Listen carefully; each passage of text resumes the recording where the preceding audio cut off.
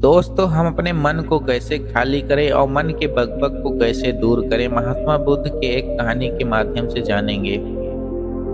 कहानी में आगे बढ़ने से पहले कुछ महान लोगों के ऐसे शब्द हैं जो हमें सुन लेना चाहिए ताकि हमें मोटिवेट मिले। कोशिश हमेशा आखिरी सांस तक करनी चाहिए, या तो लक्ष्य हासिल हो या तो अनुभव। इंतजार करने वाले को सिर्फ उतना ही मिलता है जितना कोशिश करने वाले छोड़ देते हैं। मन को इतना आसानी से खाली करो कि तुम्हारा ज्ञान शोर मचा दे। मन को जीतने वाले कुछ अलग चीजें नहीं करते, बस वो चीजों को अलग तरीके से करते हैं। आप जब तक हार नहीं मानते, जब तक कोशिश करना ना छोड़ दें। अब कहानी की ओर चलते हैं कि अपने मन के बकबक को कैसे दूर करें। बात उस समय की है जब महात्मा बुद्ध के शिष्य भोजन कर रहे थे। भोजन करने के बाद एक शिष्य आया, हाथ धोया और अपना भिक्षा पात्र धोया, उसके बाद चला गया। दूसरा शिष्य आया, वो भी अपना हाथ धोया, भिक्षा पात्र धोया और चला गया। फिर तीसरा शिष्य आया, अपना हाथ धोया और अपना भिक्षा पात्र वहीं पर रखकर और जाने लगा। और एक शिष्य ने टोकते हुए कहा, भंते, आपने अपना भिक्षा पात्र नहीं धोया। उतने पर दूसरा शिष्य बोल पड़ा, भंते, अपना भला भिक्षा पात्र क्यों धोएंगे? जब से ये अपना शुक्राचार्य बने तब से इनको कूट कूट के अहंकार हो गया है।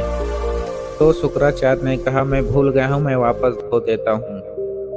तब दूसरे शिष्य ने कहा, आप डेली ऐसा ही करते हो, आज पकड़ गए तो कहते हो भूल जाता हूँ। फिर दोनों शिष्यों में बहस होना चालू हो गया और तभी वहां पर महात्मा बुद्ध पहुंच गए। तब महात्मा बुद्ध वहां पर पहुंचे और दोनों शिष्यों को लड़ते हुए देखा तो फिर बुद्ध ने पूछा, आप दोनों इस तरह क्यों लड़ रहे हो? फिर उनमें से एक शिष्य ने पूरा घटनाक्रम बताया। फिर महात्मा बुद्ध वहां पर ज्ञान की बातें बताने लगे कि जीभा तेज धार वाले चाकू के समान बिना लहू बहाए मनुष्य को मार देती है।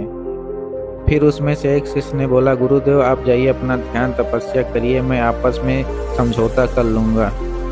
फिर महात्मा बुद्ध वहां से चले आए।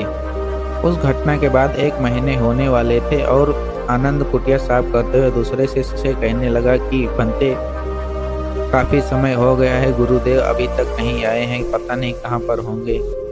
फिर वो दोनों ज्ञान की बातें करने लगे कि चाहे जितना ज्ञान की बातें पढ़ लो, चाहे जितना कंठस्थ याद कर लो, लेकिन जब तक वो तुम्हारे कृत्य नहीं बन जाते तब तक तुम अपना जीवन नहीं बदल सकते। दोनों शिष्य आपस में बातें करते हुए ये सब कहने लगे। तभी वहां पर महात्मा बुद्ध पहुंच गए और बुद्ध कहने लगे कि ज्ञान की बातें तो हर कोई जानता है, जब तक उसका कर्म न बन जाए, जब तक वो अपने लक्ष्य को प्राप्त न कर ले, तब तक उसका ज्ञान अधूरा ही होता है। फिर दोनों शिष्य बुद्ध के मुख से ये बातें सुनते हुए दौड़कर उनके पैरों में गिर गए और पूछने लगे, गुरुदेव, आप कहाँ पर थे? मैं आपके लिए चिंतित था। फिर महात्मा बुद्ध ने कहा, मैं 1 माह के लिए एकांतवास में गया था। फिर आनंद बड़ी सरलता से पूछने लगा, गुरुदेव, आप एकांत में क्यों गए थे? फिर महात्मा बुद्ध ने आनंद को बताया कि एकांत में रहने से ज्ञान मिलता है। एकांत होकर हम अपने विचारों को देख सकते हैं कि हमारे विचारों में कौन सी तरंगे उठ रही हैं और हम स्वयं पर ध्यान दे के अपने मन को खाली कर सकते हैं। दोस्तों, अगर हमें भी अपने मन को खाली करना हो या अपने मन के बकबक को जानना हो तो हमें भी एकांत में रहना चाहिए। काफ़ी समय तक एकांत में रहने से स्वयं के विचारों को जान सकते हैं और ध्यान करने से मन के बकबक कम हो जाते हैं। फिर सारे शिष्य को खबर पहुंची कि गुरुदेव वापिस आ चुके हैं। सारे शिष्य दौड़कर आकर बुद्ध के पास बैठ गए और वहाँ पर वो दोनों शिष्य भी आ गए जो आपस में झगड़े कर रहे थे और वो कहने लगे, गुरुदेव, मुझे क्षमा कर दीजिए, मेरी ही गलती थी, मैंने ही शुक्राचार्य से ईर्ष्या करने लग गया था। फिर शुक्राचार्य कहने लगे, नहीं गुरुदेव, मेरी भी गलती थी, मैं भी अहंकारी हो चुका था और मैं अपना भिक्षा पात्र ऐसे ही रखकर चला जाता था। फिर दोनों शिष्य अपनी गलतियों को स्वीकार करके महात्मा बुद्ध से क्षमा मांगने लगे।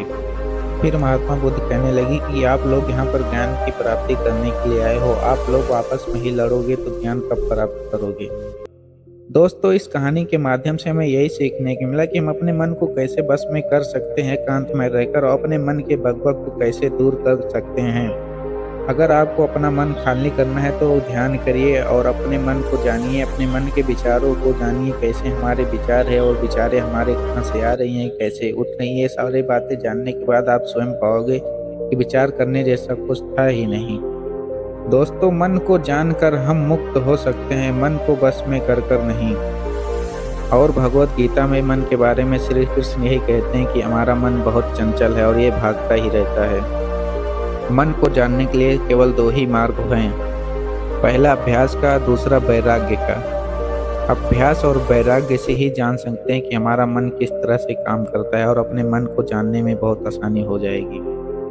तो दोस्तों, आज के लिए इतना ही। आशा करता हूँ आपको वीडियो पसंद आई। अगर वीडियो पसंद आई हो तो चैनल को सब्सक्राइब कर दो, बेल आइकन के बटन को दबा दो ताकि मैं आपके लिए इसी तरह ज्ञान की बातें लाता रहूँ। गुड बाय दोस्तों।